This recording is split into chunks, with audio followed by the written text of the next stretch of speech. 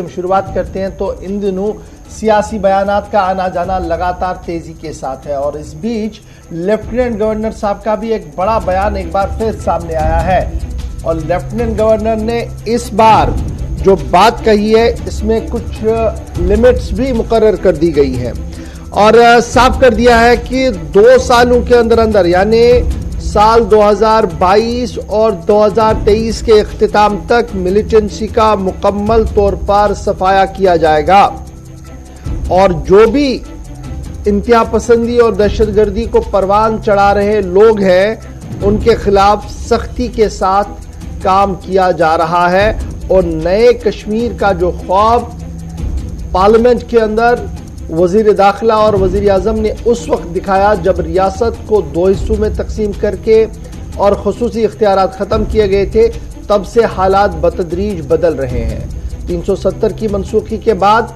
जम्मू कश्मीर में तरक्की का नया दौर शुरू हुआ है। दावा पेश किया है लेफ्टिनेंट गवर्नर मनोज सिन्हा ने।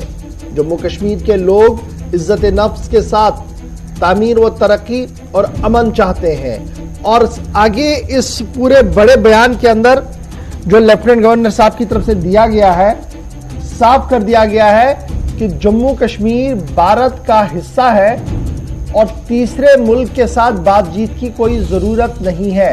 यानी पाकिस्तान के साथ किसी तरीके की बातचीत जम्मू कश्मीर के मामले पर नहीं होगी। बातचीत का दरवाजा सिर्फ जम्मू कश्मीर के नौजवानों और अवाम के साथ खोल दिया गया है और वो आगे बढ़ रहा है। लेफ्टिनेंट गवर्नर मनोज सिन्हा उसके साथ साथ ये भी साफ कर दिया कि जो लोग इंतहा पसंदी और दहशतगर्दी का साथ देते हैं और सरकारी मुलाजमतें हासिल कर चुके हैं उनका रोज़े हिसाब आ चुका है।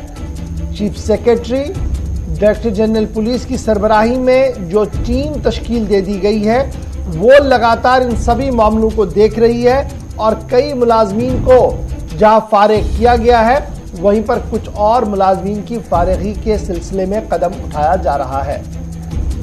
मुस्तकबिल के हवाले से भी साफ कर दिया कि स्टोन पेल्टर्स यानी संगबाज या वो लोग वो नौजवान जिनके ऊपर किसी किस्म का भी FIR है और वो बराह रास्त या बिलवास्ता मुल्क मुखालिफ सरगर्मियों में शामिल है, उन्हें सरकारी नौकरियां और सरकारी मुराद से मुस्तस्ना रख दिया गया है, यानी नौकरियां नहीं मिलेंगी। आगे उनका जो बयान है वो बड़ा दिलचस्प है। उनका मानना है कि मुकम्मल तौर पर आज़ादी दे दी गई है जी मेन स्ट्रीम सियासी जमातों को। अब मेन स्ट्रीम सियासी जमातों में नेशनल कॉन्फ्रेंस, पीपल्स डेमोक्रेटिक पार्टी, कांग्रेस और वो सभी इलाकाई जमातें हैं जो चुनाव और चुनावी अमल पर यकीन रखते हैं और भारत के जमहूरिया आईन पर यकीन रखते हैं। उनके लिए लेफ्टिनेंट गवर्नर साहब का मानना है कि उन सभी जमातों के लिए मुकम्मल तौर पर आज़ादी है और यही वजह है जम्मू से लेकर कश्मीर तक इन दिनों सियासी हलचल देखने को मिल रही है। लेफ्टिनेंट गवर्नर साहब ने आगे अपने इस बयान की जो बयान जारी किया गया है उसमें साफ कर दिया गया है कि अब सरमायाकारी भी हो रही है। आपको याद होगा कि ये सारी बातें कब हो रही है उसके पस मंजर में थोड़ी देर में आऊंगा, लेकिन एक बड़ी इंपॉर्टेंट बात है आसिफ यहां पर कहा कि सरमायाकारी भी हो रही है और ये सरमायाकारी जो है ये अब 15 से 20 हजार करोड़ रुपए तक पहुंच चुकी है और 35,000 करोड़ रुपए की सरमायाकारी की उम्मीद लगाई जा रही है और हजारों लोगों को रोजगार इस सरमायाकारी से होगा। ये लेफ्टिनेंट गवर्नर साहब का बयान बड़ा इंपॉर्टेंट बयान है। अब ये इंपॉर्टेंट बयान क्यों बनता है? पिछले 2-3 दिनों से आप देख रहे होंगे कि 2 साबिक वज़राए आला मैदान के अंदर है।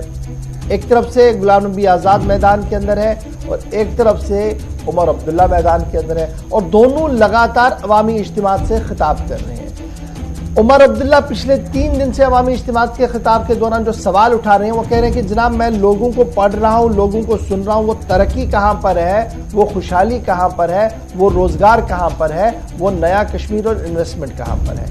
उसका जवाब आज एक बार फिर लेफ्टिनेंट गवर्नर ने खुद दे दिया। उसके साथ साथ गुलाम नबी आज़ाद ने कल जो बयान दिया और परसों भी जो बयान दिया था कि मुलाजमीन को दफ्तरों से निकालना यानी उनकी मुलाजमतों से फारिग करना जनाब सही कदम नहीं है, उसका जवाब आज एलजी साहब ने दोबारा दे दिया कि जो शख्स भी मिलिटेंसी के माविनकार के तौर पर साबित होगा, न तो उसे रोजगार सरकारी नौकरी मिलेगी और न ही सरकारी मुरादें उसे दी जाएंगी। तो ये बयान इस वजह से काफी इंपॉर्टेंट माना जाता है। लेकिन तरक्याती मंसूबे अपनी जगह कितने हैं वो हम आपको दिखा चुके हैं। कल भी मैंने एक प्रोग्राम में आपको दिखाया कि लैंग्वेजिंग प्रोजेक्ट किस तरीके से चल रहे हैं। दूसरी बड़ी बात, श्रीनगर की सड़कों का हाल क्या है? सबके सामने तो बड़ा सवाल एलजी साहब के सामने भी है। जनाब एलजी साहब, जो तरक्की का दावा है कहां पर है जी?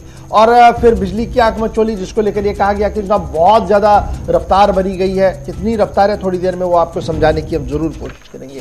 तो ये बड़ा इंपॉर्टेंट बयान था, क्योंकि पॉलिटिकल और इसको दोनों तरफ से आप देखिए कि एडमिनिस्ट्रेटिव बयान भी है, पॉलिटिकल बयान भी है। और आने वाले दिनों में होगा क्या, किस तरीके से हिकमत अमली तरतीब दे दी गई है, उसकी भी अक्कासी कहीं ना कहीं एलजी साहब ने अपने इस बयान में की है, जो बयान इंतहाई अहम था और आपके सामने हमने